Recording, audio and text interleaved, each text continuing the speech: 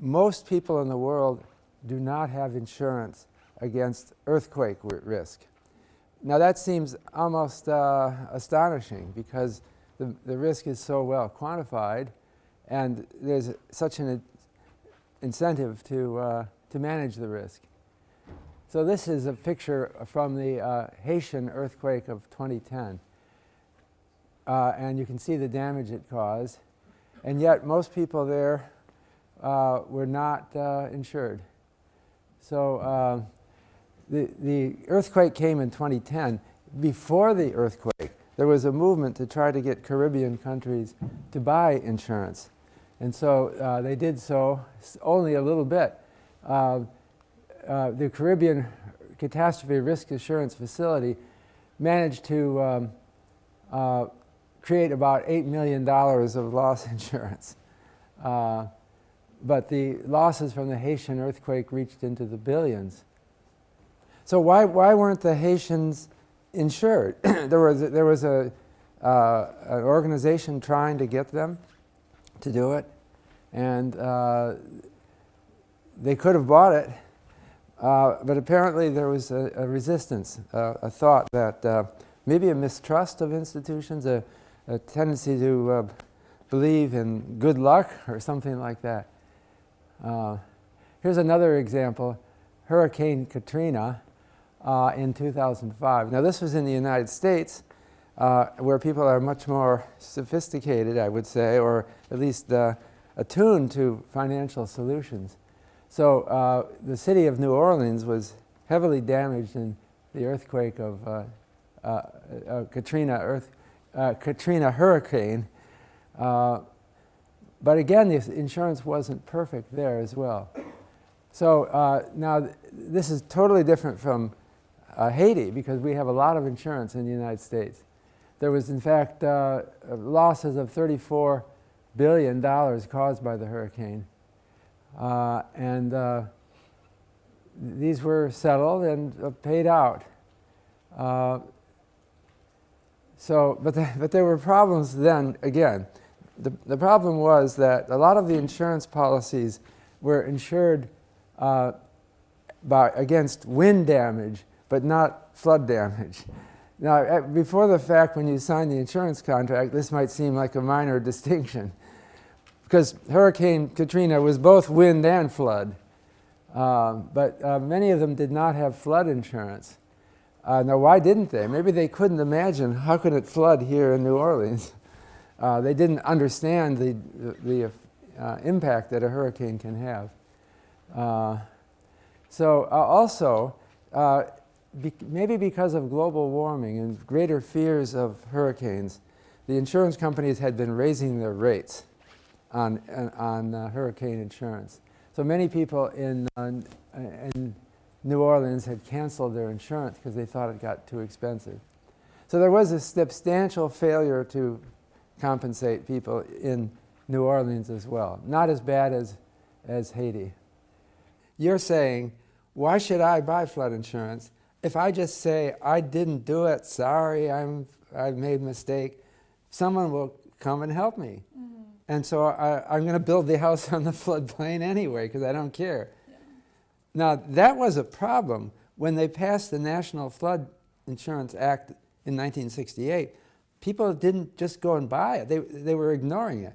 So one thing that later Congress in 1973 passed another act that made it mandatory to buy it wasn't a choice anymore. You had to buy the insurance if you were building in what was a designated high-risk area. On top of that, the U.S. government has tried to tell you, we are not going to help you that much. If you didn't buy, in areas where it wasn't mandatory, if you didn't buy flood insurance, the government will limit their help to loans. So, okay, your house was washed away in a flood. You didn't buy flood insurance. Well, we're not going to just forget about you. We are going to lend you the money to build another house. So the government is there, but it's not helping you that much. So they're trying to create a system with the right incentives. The bottom line is, stop building in flood-prone areas, and if you do make the mistake, you will only get minimal help, and you better know that. when you build a house. Some people disregard everything. You know, I'm sure it's still happening, but it's kept down to a small number. I think this is one of the wonders of modern capitalism, that we do as well as we do. And then finally, I want to talk about terrorism risks. Insurance policies have in the past generally not focused on terrorism risk. Before 9/11, 2001, most insurers did not exclude terrorism risk because they didn't think that it was even a risk. But after 2001, they started changing their policies to say that we don't cover terrorism. This led to a sense of frustration that this is a big risk that people are suddenly concerned about, and they can't buy insurance against it. Well, the insurance companies said that this isn't the way we do business. We don't insure against correlated risks like that. There could be a huge terrorist attack, and how do you expect us to pay it out? In this case, this kind of is an example where the government plausibly becomes involved, and has been involved in history as well, in providing insurance against acts of war, because the insurance companies can't do it by themselves. So in 2002, the United States Congress passed the TRIA, the Terrorism Risk Insurance Act of 2002, which required insurers to offer terrorism insurance for 3 years. But the government would pay for it, or at least 90% of it, because they decided it was too much of a tax on the insurance company to ask them to bear this risk. Or what would they charge for it? That's the thing, because they don't know where it's going. So the government agreed to pay 90% of the insurance industry losses above $100 billion. So that act keeps expiring and keeps being renewed again. By 2015, the act was renewed again until 2020. But you think they should just make it permanent, right? Why is it a temporary thing? It reminds me of bankruptcy law. In the 19th century, if you went bankrupt, let's go back to 1800. If you couldn't pay your bills in 1800, they had special prisons for you called debtors' prisons. But there were repeated financial crises through the 19th century, and a lot of people went to debtors' prison who were perfectly innocent. You know, the only crime they're guilty of is not understanding that they would lose their job in a financial crisis, and they couldn't pay, their company would fail or something like that. It's not really their fault.